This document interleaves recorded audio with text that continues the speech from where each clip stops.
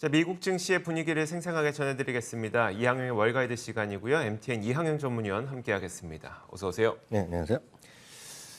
미국 증시가 반등하긴 했는데 왜 반등했지에 대한 설명을 좀 찾기는 전 좀 어려웠었거든요. 뭐 어떤 일이 있었을까요? 굳이 따지자면 실적 발표한 기업들이 대부분 긍정적이었습니다. 네네. 물론 그렇지만 영향력이 큰 기업들은 다 끝났다라고 보셔야 되겠고요. 그보다는 그 전에 이틀 동안 또 하락했지 않습니까? 네. 그에 따라 뭐 자연스러운 반등 정도라고 보셔야 되겠습니다. 다만 이제 주간 단위로 보면 주가는 하락세로 마감했고요. 전체적인 느낌은 거의 일주일 동안 지속된, 그러니까 길게 보면 2주 좀 모자라는 기간 동안 했던 반등 랠리는 일정 수준 마감되어 가는 것이 아니냐라는 시각이 일단은 조금 더 많아 보인다라고 저는 해석을 하고 있습니다.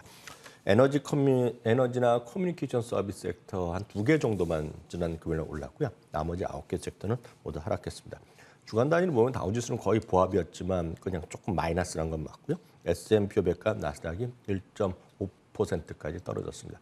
참고적으로 나스닥은 그 전주에는 8%가 한 주간에 올라갔었으니까요. 그 상승폭에 비해서는 지난주에 하락이 뭐 크진 않았다라는 점 다시 한번 확인드렸습니다. 그렇기 때문에 최소한 12월 초에 나올 어떤 고용 보고서 그 시점까지는 큰 이슈거리 자체가 없다라는 그런 생각은 변함이 없다라고 저는 말씀드리겠습니다.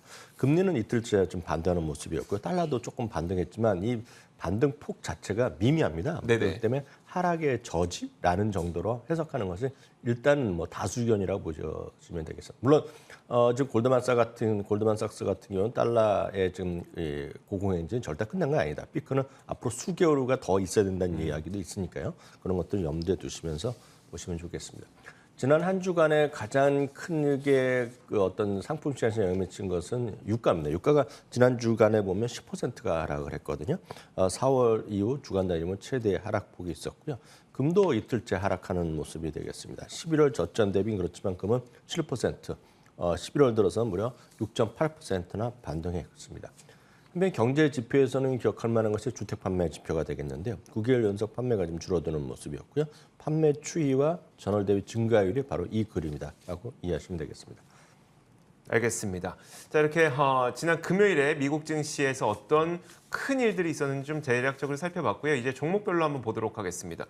어플라이드 머티리얼즈가 실적을 발표한 이후에 이 주가 움직임이 있었는데 초반하고 후반하고 좀 모양이 달라졌더라고요. 네, 맞습니다. 초반은 상당히 괜찮았습니다. 네. 결론적으로 보면 이번 실적 시즌에 반도체 소위 장비 관련 기업들은 네네. 전부 다 실적을 좋게 발표했습니다. 대표적으로 실적 전후에서 주가가 가장 많이 올라간 것 중에 하나가 우리나라에서 많이 이제 반도체 하시는 분들 아실 것 같습니다. 전 세계 슈퍼갑 중에 슈퍼갑이라는 ASML이 1위 업체고요.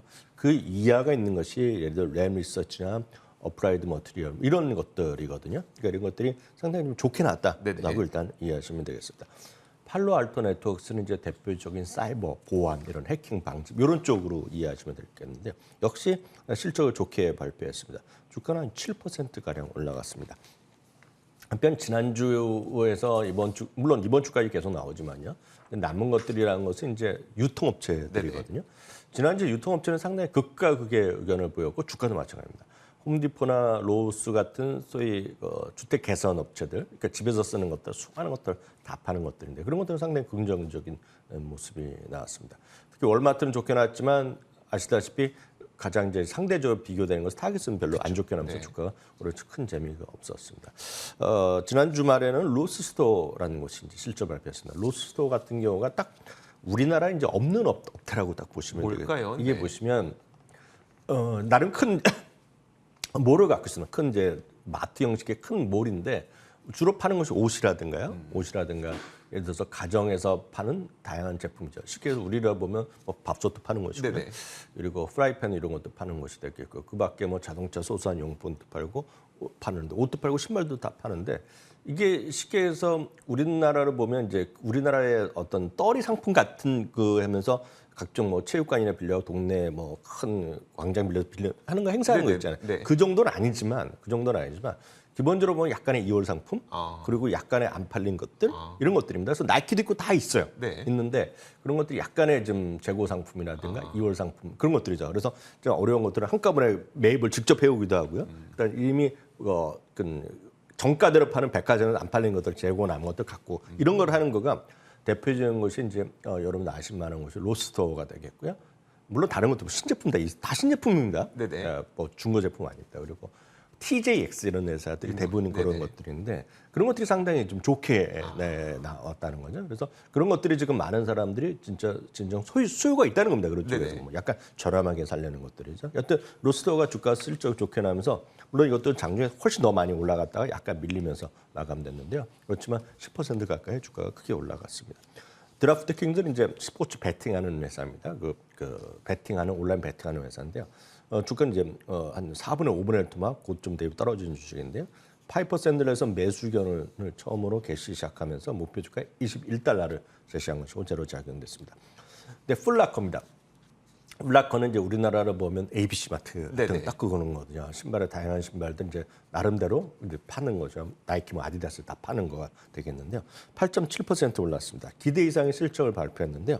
이제 이게 어느 정도 좋은지는 우리가 워낙 안 좋게 생각했다는 거죠. 사람들이 동일 점포 매출이 마이너스 6%로 생각했는데 그나마 0.8% 빠지진 않았다. 물론 이제 여기는 인플레이션 효과 분명히 다 들어갔을 네네. 텐데요. 이런 것들이 시장에 좀 반영됐고요.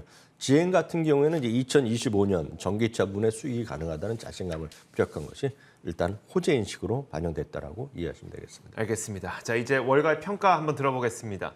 최근 반등을 하고 약간 주춤한 모습을 보이니까 나 팔아야 되는 건가? 뭐 단기 고점인가 이런 고민들 하고 계시는 분들이 있을 것 같아서 월가에서 어떻게 보고 있을까요? 근데 앞서 시작할 때 말씀드렸다시피 전체적으로 보면 이번 반등 랠리가 일단은 이제 에너지가 거기다 소진됐다. 네네. 그리고 큰 틀에서 보면 지금 여기서 이제 더 올라가면 좋겠죠. 그렇지만 속도감이나 이런 것들이 좀 뒤처질 수밖에 없다라는 얘기가 일단은 조금 더 많다. 아주 긍정적으로 보는 사람들 몇 분 소개드리겠습니다. 피터 북라고 해서 블리클 인베스먼트의 뭐 대표 최고 운영 수석 투자 전략가가 되겠는데요. 인플레이션이 피크를 쳤다는 그런 주장, 그런 분석에 보장이 없다라는 얘기를 하고 있고요. 내년도에도 3~4% 정도의 인플레이션이 지속될 것이다 얘기하고 있습니다. 그래서 내년까지 해서 코로나 이전에 1~2%에 갈 수 있는 것은 거의 뭐 가능성이 없다라는 얘기하는 거죠. 그러면서 여전히 귀금속이라든가 뭐 금을 얘기하는 거겠죠. 에너지 섹터의 비중을 유지하다는 얘기하고 있고요. 물가 이렇게 올라보니 이제 미국에서는 이제 물가 연동 채권이라는 게 있습니다. 물가에 맞춰서 이제 채권의 비율을 이자를 주는 건데요. 물가 연동 채권 같은 것이 안전하다라는 얘기를 하는 거죠. 그리고 이제 모건 스탠리의 마이클 윌슨도 이런 얘기를 하고 있지만 내년도 이익 전망 하향세가 충분히 반영돼야 되는데 아직 시장에 반영되지 않고 있다는 얘기입니다. 쉽게 해서 아직도 $220 정도의 내년 주당 이익이 목표치가 나오는데 네네. 일부 지금 모건 스탠리는 $195까지 내려놨거든요. 그러니까 그 격차가 크다는 거죠. 그러니까 네네. 눈높이가 아직 너무 높다는 시각을 갖고 있습니다. 웰스파고는 좀 더 직접적인 거를 이제 레포트를 냈습니다. 제목 자체가 반등 랠리에 추격 매수하지 말라. 뭐 이런 얘기라고 일단 이해하시면 되겠는데요. 금년 말 늦어도 이제 내년 초에 리세션에 진입될 거기 때문에 여전히 방어적인 포지션을 여전히 유지해야 된다는 얘기를 하고 있습니다. 펀드스들의 탐내는 이제 전혀 완전히 반대되는 얘기를 하는 분이죠. 네. 이분은 거의 유일하게 남은 긍정론자고 여전히 연말까지 해서 4,600, 4,800까지 갈 수 있다는 것인데요. 최근에 보면 지지난주죠 벌써 코어 인플레이션의 급격한 하향이 확인되고 있다는 얘기를 하고 있고요. 여기에는 이제 약간의 마이너스까지는 아니지만 상승률이 둔화되고 있는 주택 관련 지표라든가 네네. 렌트 비용 그리고 이제 헬스케어, 병원의 의료비 서비스 이런 것들을 얘기하고 있습니다. 특히 이제 중고차 이런 것들이 되겠는데요. 그 다음 그림 보여주시면 중고차 가격의 상승률이 크게 둔화돼서 지금 중고차 가격이 많이 또 내려가고 있습니다. 고점 대비로는요. 네네. 그러니까 그런 것들이 상당히 주요한 포인트라는 얘기하고 있고요. 다음은 이제 많은 논란이 여전히 되고 있는 것이 이제 렌트 가격이거든요. 렌트 가격과 근데 이 렌트 가격은 이제 진로 렌트 같은 건 진로에서 직접 발행하는 거기 때문에 우리를 보면 이제 다방이나 뭐 그런 거 직방 그런 데서 있을 거 아닙니까 지금요? 네네. 딱 그런 데서 직접적이 하는 거가 되겠고요. 이제 위에 고점에서 많이 내려오는 모습이 되겠죠. 반대로 아래쪽은 이제 우리가 공식적으로 얘기하는 US 렌트 CPI 항목인데요. 이게 늦다는 겁니다. 통상 이게 한 3개월에서 길게는 6개월까지 늦어지고 있는데 이거조차가 이제 지난달에도 0.7인가 올라갔을 겁니다. 여전히 올라가고 있지만 이게 실제로 보면 2달 전부터 꺾여 있다는 얘기를 하는 거거든요. 그러니까 실제로 많은 사람들이 생각과 달리 그 정부의 발표와 달리 지금 코어 CPI는 그런 CPI가 많이 좀 내려가는 추세로 꺾이고 있다는 얘기죠. 네. 그렇기 때문에 지금 인플레이션 끝났고 이제 주가는 레벨업다 이런 얘기를 하고 있다는 것도 참고하시면 되겠습니다. 그러니까 그런 거네요. 뭐 인플레이션이 꺾였다고 주장하는 쪽에서는 올라갈 거라고 보는 거고, 하지만 인플레이션 꺾였지만 경기 침체가 올 거라고 주장하는 쪽에서는 단기 반등에 그칠 수 있다고 네네. 주장을 하는 거고요. 알겠습니다. 자, 이렇게 지난 금요일 미국 시장의 분위기를 잘 살펴봤습니다. 이항영 월가이드 시간이었고요. MTN 이항영 전문위원과 함께했습니다. 고맙습니다. 자, 저희 굿모닝 글로벌 여기서 마치겠습니다. 이어지는 출발 성공 투자 통해서 국내 시장 대응 전략 잘 세우시길 바라겠습니다. 자, 오늘도 함께해 주신 여러분 고맙습니다.